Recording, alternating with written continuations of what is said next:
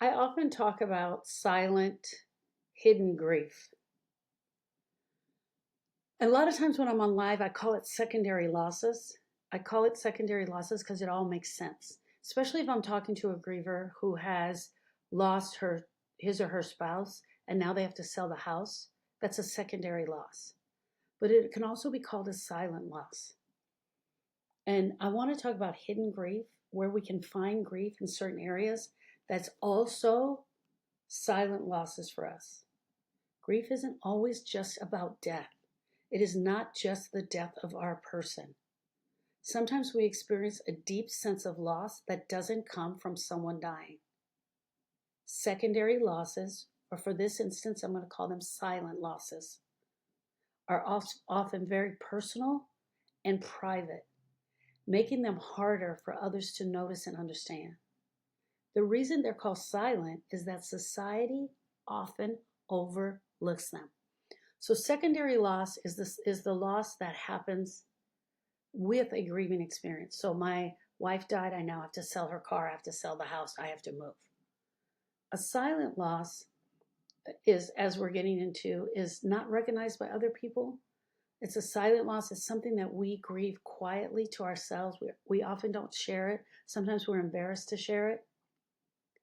The reason that they're called silent is that society often overlooks them, and we might always recognize them for what they are.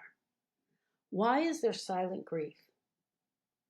Silent losses go unnoticed because they don't fit in the usual idea of grief that society has taught us. So we have secondary losses, we have silent losses.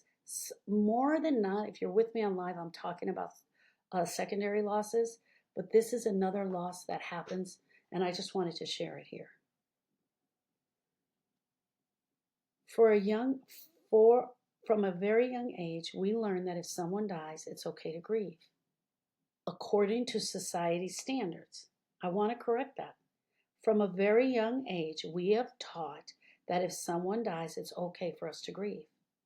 But what if we lose something that's important to us and not important to someone else, or not out there and in the open for everyone else, or it only meant something to me, like a job, my dream job?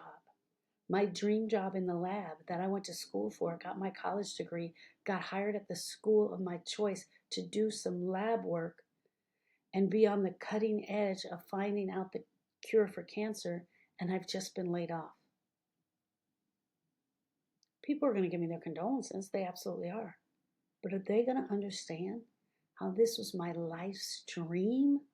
How I have dreamt this since I was in ninth grade and I was in science class? The loss of a relationship.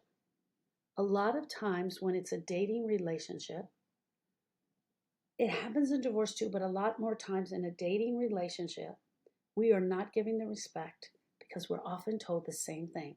There are plenty of fish in the sea. Go find someone else. You'll be okay. You'll be able to make this work. What about a loss of your self-worth? What about losing your person and he was the one that was building you up? She was the one that took care of you, and now you have a loss of self-worth. Can be a secondary loss because you've lost your person. Can also be a silent loss because it's not something we're sharing. Society tends to dismiss these as just life problems. And because society does it, so do we. It's not something worth grieving. As a result, people who have experiences like these losses often don't get the support that they need. How many times do people come to my program because they lost their dream job? Because they got laid off. They lost their house. They're not functioning. They are now, everything else in their world seems to be going bad. Very rarely do I get these grievers. Normally when we're dealing with problems like this, it's because they've had a death. And during the death, this stuff comes up. They don't identify it as grief because we in society and also ourselves, we look at this as a life problem. Grief is anything that causes brokenness or the feeling of brokenness in our heart. Unfortunately, society doesn't always recognize silent losses, and neither do we. Society is pretty comfortable with the idea if there's been a death, then you can grieve. And if it was your spouse, I'm going to give you 3 months. And if it's your mom, I'm going to give you a month or two. If you're young and it's your parent, then I'll give you 6 months to a year. If you're older and it's your child, then I'm going to give you a year.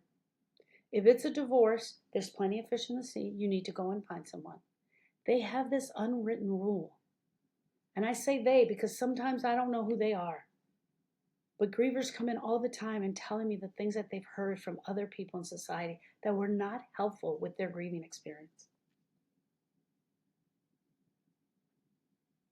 Society is pretty comfortable with the idea that if there's been a death, then grief will follow. However, it often doesn't acknowledge that you can grieve something other than death. And this is the main reason why I talk about we were never taught how to grieve. We were never taught how to grieve and how to work out this grieving experience and how to move beyond this pain. We weren't taught how to do this. We're left to figure it out on our own. It is the most painful thing we will ever have to do, and we are left to figure it out on our own. And when I say society, I mean us also. Us, the griever, we also do this to ourselves. I'm not just pointing fingers because I did it to myself and you will do it to yours. It often doesn't get acknowledged because grief is something other than death. It's other losses like divorce. Infertility is huge. Stillbirth, loss of a fur baby, your loss of faith are all real grieving experience, but they're often overlooked. They're overlooked by you, and they're overlooked by the average person sitting next to you. Because of this, people start grieving silently with these losses because they don't have a place for them to be held. They don't receive the same support or acknowledgement that they would if it was a death. And I'm going to tell you this. There is also a hierarchy when it comes to society in the way death is honored, perceived, processed. If you're the wife, you're going to get the total respect. If you're the sister-in-law, and that could have been your best friend, but yeah, you got a loss. I get it. I understand. Oh, my heart to yours. I'm so sorry. Yeah. Do you want to go shopping? If you were the work colleague, but she was your best friend at work, there's a hierarchy, and it shouldn't be. If you decide in your heart that this is a grieving experience for you, it shouldn't have to be silent. And one of the things that I held back on for a very long time was sharing my experience with my loss for Austin, my nephew. I loved that little boy. I loved him immensely. But I stepped aside, and rightfully so, for my sister, out of respect to her. But it took me a very long time to come on here and say, I was broken too. My heart was broken. Yes, he's my nephew. Yes, he was 10 years old. But my heart was broken also. Personal and private losses. Some silent losses are very personal. Foreclosure, an affair, breakup of a romantic relationship, sexual abuse, being bullied as an adult. Sometimes the thing that we are grieving is embarrassing and we don't feel like we can share it out loud. A loss of self-worth or questioning your faith are often losses you might not share with many people, if anyone at all. If you are an adult male and you're being bullied at work and it is causing an absolute grieving experience in your heart, chances are you're not going to share that. Miscarriages, especially in early pregnancy, often go silent. People do not share them. because they don't want to be told they can try again. So they keep it private. I can't even tell you guys how many times we'll be on live and someone who have had a stillbirth the 6th month, the 7th month, the 8th month will come and just be looking for the respect that they're still the mama of this beautiful baby. These losses are not openly shared, and it becomes hard for us to even start supporting them when we don't realize they were grieving in the first place because they kept it so silent. Who wants to share that their house is going into foreclosure? My husband died, so everybody realizes that. I haven't worked in 40 years. I haven't been able to find a job. I cannot afford the house payment without his income, and now I'm losing the house. So silently, I cry with this in my heart. Yet everyone is coming to me with the loss, which is also the loss of my husband, which I'm having to deal with. But this other thing is so active in my heart right now, it's breaking me down. Sometimes silent losses are hard for us to even identify. Silent losses aren't always easy to recognize, even for the person experiencing them. Many people see them as just obstacles, add-ons, bumps in the road, something I have to get over. I just need to move on. I just got to get past this, rather than an actual loss. By dismissing these experiences as just a challenge in life, we miss the part that needs to be grieved. When you have a family member that has an addiction, there is a grieving experience for that person. What caused them to go down that rabbit hole? What happened to you that lost that person for 3 years is a grieving experience.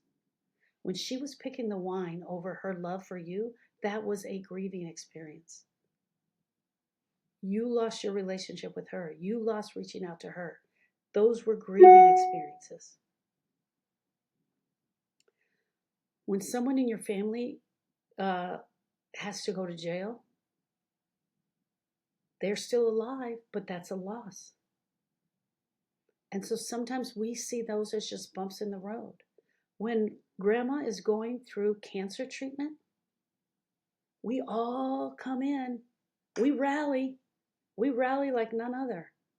But what grandma is experiencing through her loss of health is grief.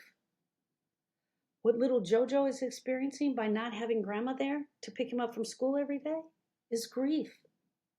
Those are grieving experiences that go unidentified and unnoticed. By dismissing these experiences as just another challenge in life, we miss the part that needs to be grieved. It makes it difficult to heal or move forward when we don't actually see it as a grieving experience. The unexpected impact. There's often an unexpected impact. People are often caught off guard by how difficult these silent losses can be. And a lot of times they don't come up until you actually start doing your grief work for your person that you lost. Or you don't even deal with this for 5, 6, 7 years. You don't realize the impact that it made on your life until you're in grief healing and you're grieving the loss of your mother. And then it comes up about her going through the divorce and you losing both parents. Neither one of them were showing up for you. People are often caught off guard at how difficult these silent losses can be. We aren't great at predicting how we will feel in the future. Losing a job might seem like just a career setback or a career change, but in actuality, it can bring feelings of unworthiness, of loss of identity, loss of self, and unlike death, which we know is life-changing, we can often underestimate how these silent losses can affect us and how they're going to impact our lives. And they don't just impact you. They impact you, they impact your children, they impact your family, they impact the way you show up. Excuse me. By understanding that these losses are real and valid, we make better support for ourselves. Excuse me. Take a moment and think about the losses you've experienced. that are not tied to death. Recognize them. Talk about them in your grief support groups. Start sharing about them. Do a thought download. Grab out a piece of paper and write down these losses. Look at them. See them in black and white. Go over them for yourself. Here's a couple of the journal questions that I have for this podcast. What is a loss you've experienced recently that isn't related to death? There's your thought download right there. There's your journal question. Get out a piece of paper, write that out, and then start listing them. How did this loss make you feel? Did others acknowledge this feeling? Pick one of them and then start looking at it more deeply. Have you kept these losses like this to yourself because it felt too personal to share? Or you were embarrassed? Or when you think of silent losses, which one stands out the most to you? So I have that and 10 other journal questions at the bottom of the podcast for you. I'm so glad that you're here. Friends, if you're not a member of the Facebook group, I really encourage you to join. It is the Grief School.